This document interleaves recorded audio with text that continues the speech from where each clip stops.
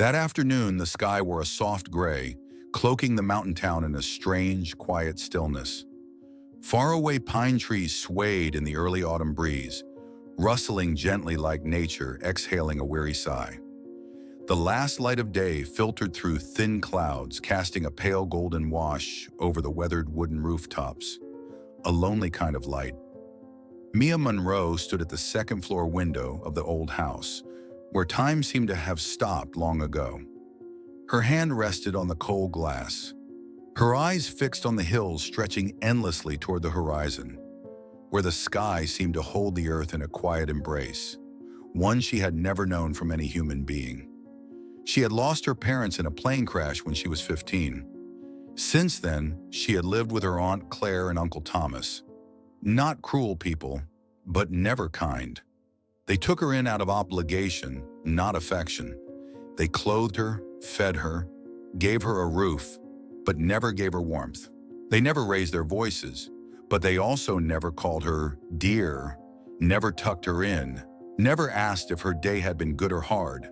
And somehow that silent coldness was worse than cruelty. Dinner was always eaten in silence. Holidays were spent with relatives chatting in the living room, while Mia sat upstairs forgotten. Every time she reached out, called them aunt or uncle in hope of connection, she was met with silence or a change of subject. For 4 years, she existed not as a daughter or niece, but as someone who lived on borrowed space, tolerated but never truly welcome. Affection, the most basic human need, became the rarest thing in her world. Mia didn't dream of romance. She didn't wish for wealth. She only longed for something simple, to be wanted, to make a meal and have someone say it tasted good, to hear her name spoken gently. But even that small dream was beginning to slip away. At 19, she had no say in her future. The people around her had already decided for her, writing her path like a contract she never signed. And in that very house, where every wall held echoes of the sobs she had once swallowed, a decision waited for her at the dinner table. A decision that would rewrite the story of Mia's life, whether she wanted it or not. That night, the house felt heavier than usual, as if the walls and roof themselves sensed that something was about to happen. Mia sat quietly at the end of the dinner table, the dim yellow light casting soft shadows across her slouched shoulders and loose brown hair. Her fingers moved slowly along the edge of the worn tablecloth, tracing the frayed threads as if trying to hold on to something real. No one spoke. No dishes clinked.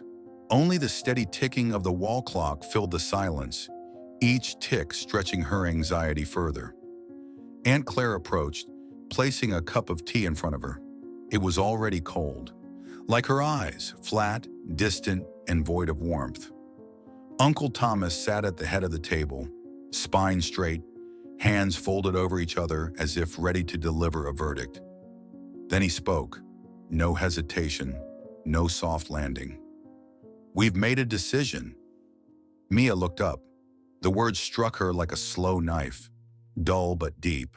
Before she could ask anything, he continued, tone casual, almost bored. "You'll be marrying James Ashford." Her body stilled. Something inside her cracked. The name wasn't unfamiliar. James Ashford, renowned novelist, widower, wealthy, private, nearly 30 years older than her. A man she had never met, and now suddenly her future husband. I've never even met him," she said quietly, almost pleading. "You don't need to," Claire interrupted, her cup hitting the table with a definitive thud. "Who do you think fed you, clothed you, gave you a place to live all these years? Nothing comes for free." The words fell like stones in her chest. In their eyes, she wasn't a grieving girl in need of love. She was a debt, an investment, something taken in, raised not out of care, but to serve a purpose one day. That day had come. "But no one even asked if I wanted this," Mia whispered, her voice trembling, reaching for some last thread of agency. Thomas raised an eyebrow, his voice colder than the autumn wind seeping through the window. This isn't about what you want. He agreed to clear all our debt. In return, he asked for you. The wedding is in 2 weeks. It's already arranged. Arranged. The word echoed like a sentence in a courtroom. This wasn't a marriage. It was a sale. Mia wasn't being chosen. She was being traded, packaged in silence, priced by the years she had spent under this roof.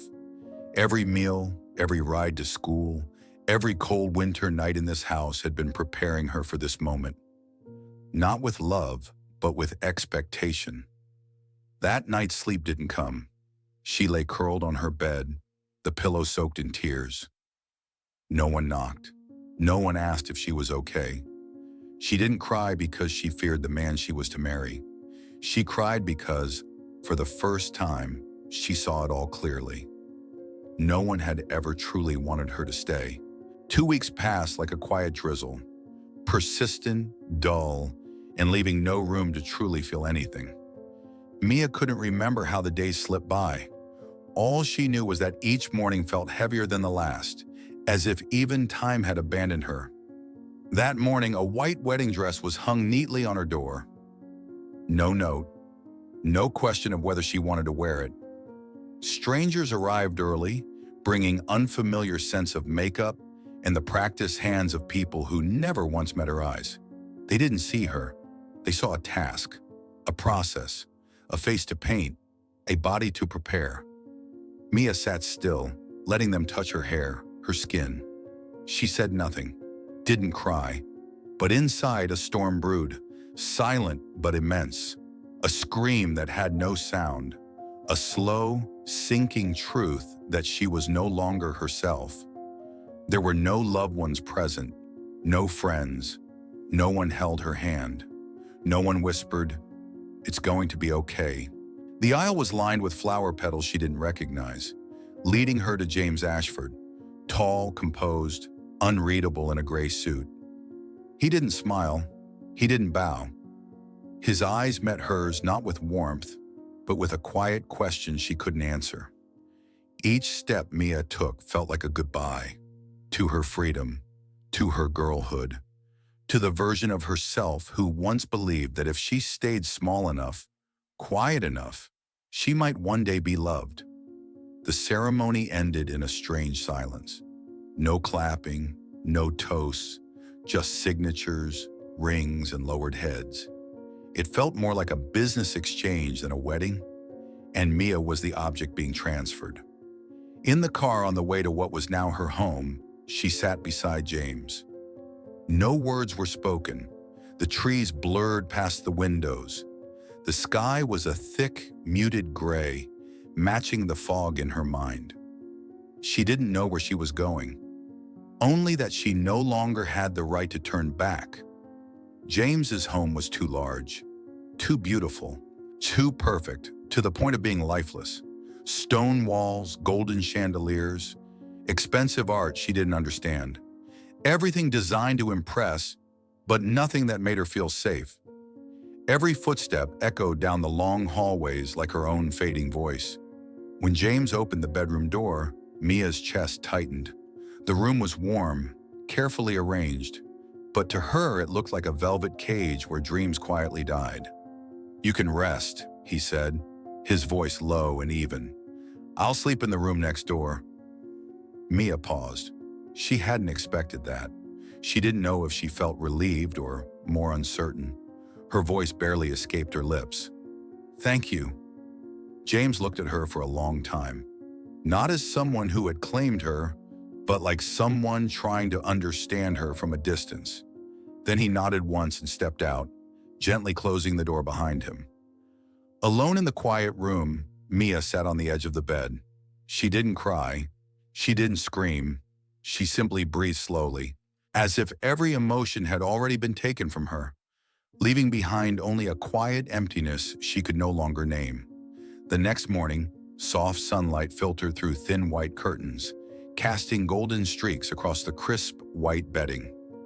Mia opened her eyes to a silence so complete, it felt almost surreal. For a moment, she didn't know where she was. Then it returned.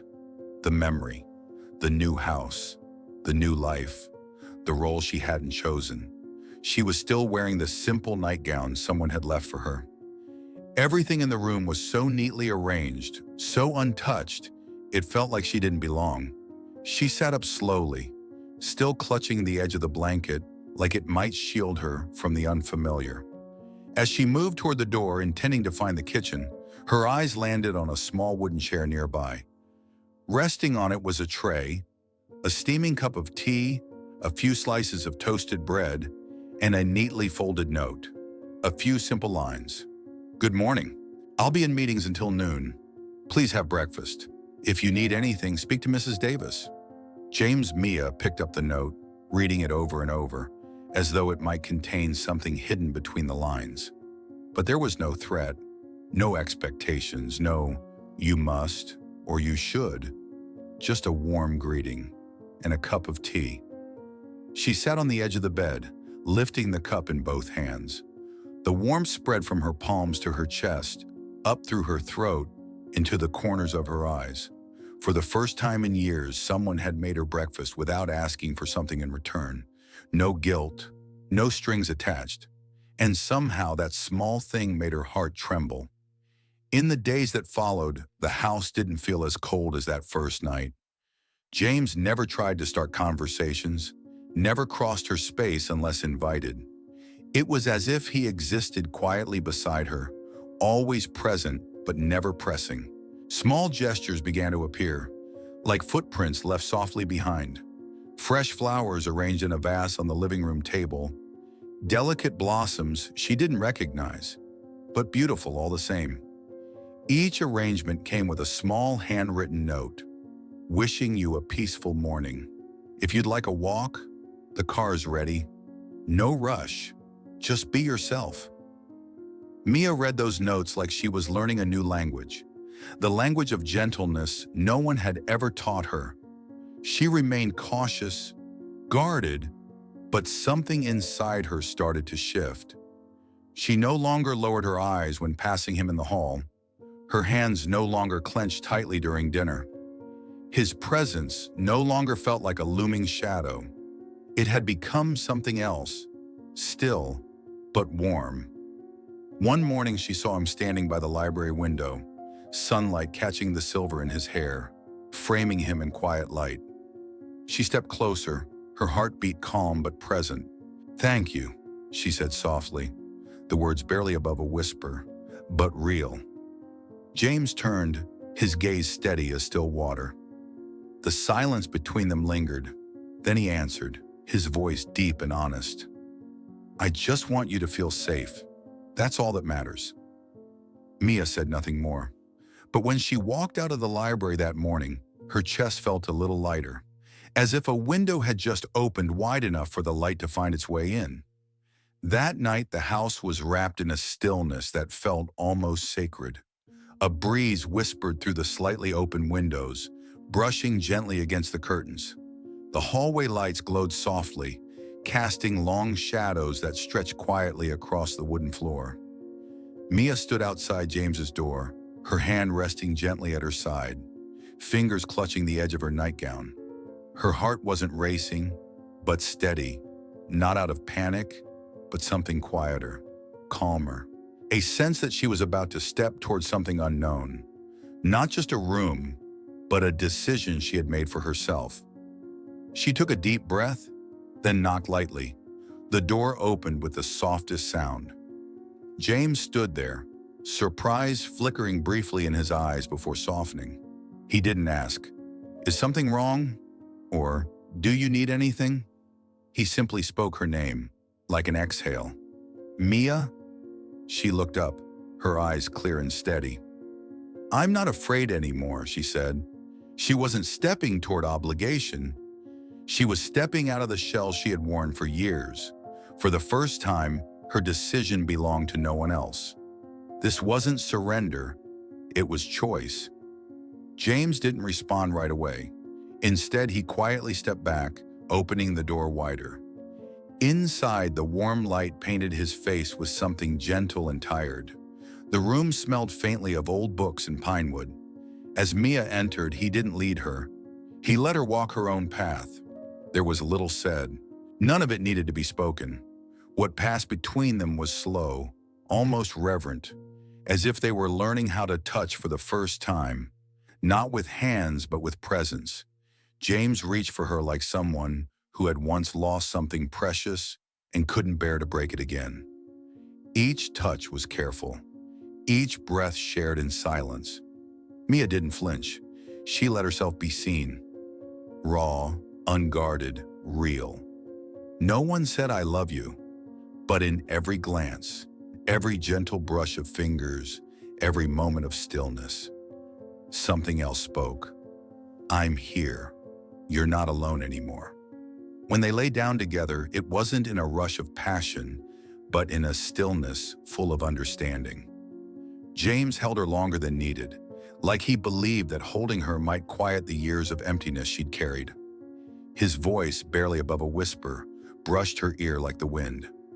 Not for any reason, just being here. And in his arms, for the first time, Mia realized her body was not a debt to repay. It was something worthy of being held with care. There were no dramatic beginnings, no promises of forever. But in that quiet, something began. A kind of love that doesn't shout, but takes root quietly. After that night, nothing changed dramatically. No grand gestures, no sudden declarations. Everything continued just as before, slow, quiet, and steady. But something had shifted, silently but undeniably. Mia began to notice things she hadn't seen before, or maybe hadn't allowed herself to see. One morning, walking past the study, she caught sight of James hunched over, repairing a loose wooden chair. No calling the staff, no orders, just rolled up sleeves and a screwdriver in hand.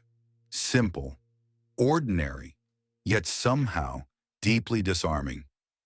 Another time she found him in the library, his fingers gliding along rows of book spines.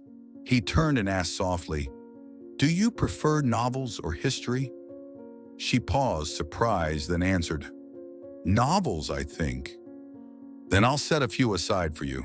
Just no pressure, no explanation, just a quiet acknowledgement, as if her opinion mattered. This kind of tenderness didn't arrive loudly, but it came daily, bit by bit. Each morning, a fresh vase of flowers appeared on the living room table. Sometimes hydrangeas, sometimes soft, nameless wildflowers. Always accompanied by a small, handwritten note. "Wishing you a gentle morning. It's a lovely day. If you'd like a walk, the car is ready." Over time, Mia stopped tensing when she heard his footsteps behind her. She no longer looked away when they passed in the hall. And at dinner, her eyes began to lift. No longer fixed on her plate like a shield, but open, curious, quietly present. One evening, returning from the garden with chilled hands, Mia stepped into the foyer and found a cup of tea waiting on the side table. Still warm, no note, no words, just a small act of care. She didn't know when it happened, but the silence between them no longer felt like a void. It felt like space, safe, gentle space where she didn't have to explain herself. James never touched her after that first night. He didn't push. He didn't try to charm her. But every time their eyes met, there was something steady there, like a low flame, flickering but sure. One late afternoon, James entered the dining room looking exhausted. His shoulders sagged, his eyes tired. Mia didn't ask why. She simply poured a cup of hot tea, placed it gently in front of him, and rested her hand lightly on his shoulder. He looked at her. In his eyes, there was no pretense, no control, just a man quietly learning how to soften. "I'm here," Mia whispered. He didn't say a word. He only bowed his head, resting it against her shoulder like someone finally letting go. And for the first time, Mia didn't feel like a burden or a debt to be paid. She felt like a refuge. That afternoon, Mia sat in the front row of a strangely quiet conference room, her hands tightly clasped in her lap, as if she were holding something fragile inside her chest. Around her were sharply dressed strangers, editors, partners, lawyers, people who knew James Ashford as an author, a businessman, a strategist. But none of them knew him the way she had come to. He hadn't told her what he would do today. He'd only said, "You should come." And so she had, because a part of her had started to believe him. James walked up to the front with no slideshow, no assistant, no printed speech. Just a small black envelope in his hand. His voice, calm and familiar, carried through the room. But today it carried something more. Something deeply human. "I'm not here to present a deal or launch a new project," he began, his gaze finding hers in the crowd. "I'm here for one reason only." He lifted the envelope gently but deliberately. "This contains transfer documents. Every company, every book, right? Every property registered under my name. As of today, they all belong to her." Mia's breath caught. Her heart began to pound. She didn't understand. She couldn't believe it. Part of her still feared it was a gesture that would collapse, that it wasn't real, because every time she had come close to being loved before, she had been left behind. But James's eyes didn't flinch. He turned fully toward her, and for that moment, it felt like there was no one else in the room. In that moment, something inside her cracked open, not in fear, but in recognition. "Mia," he said, his voice lowering to something raw, intimate, "I once took your freedom with a decision you never got to make. Today, I give it back.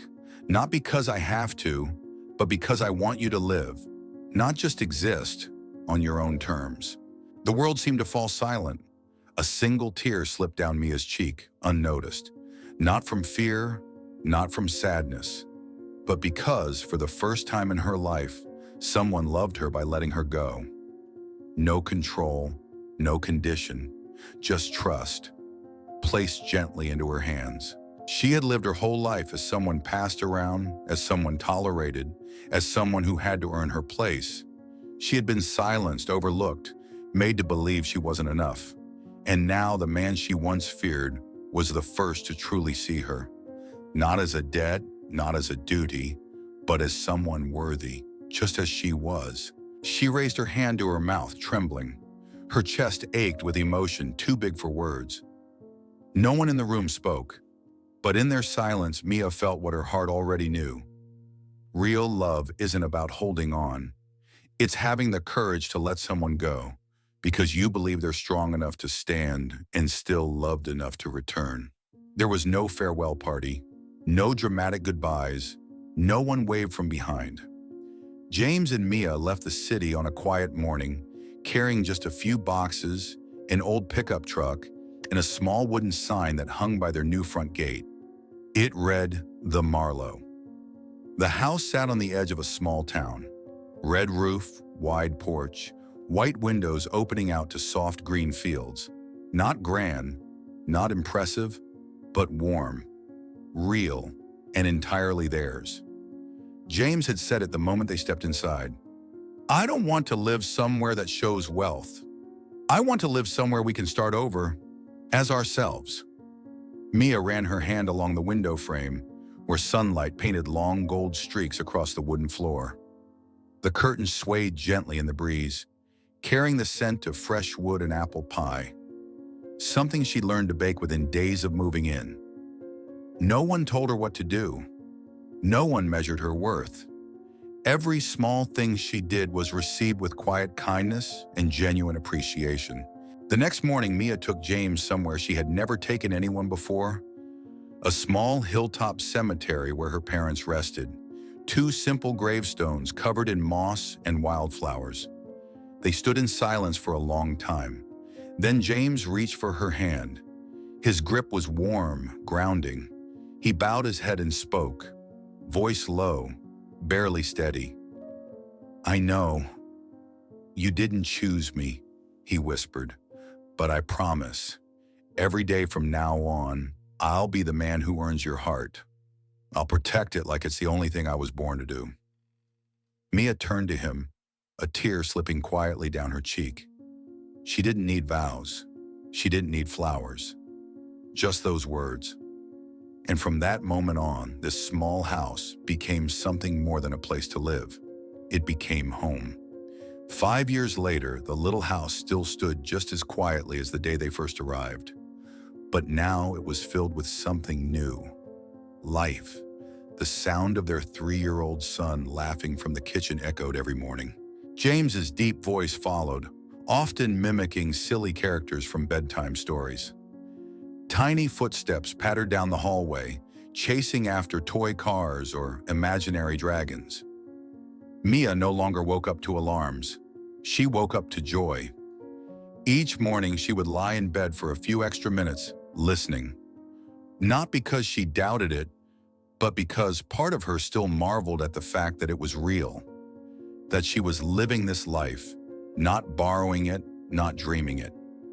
James had become the kind of father she never expected but always hoped for.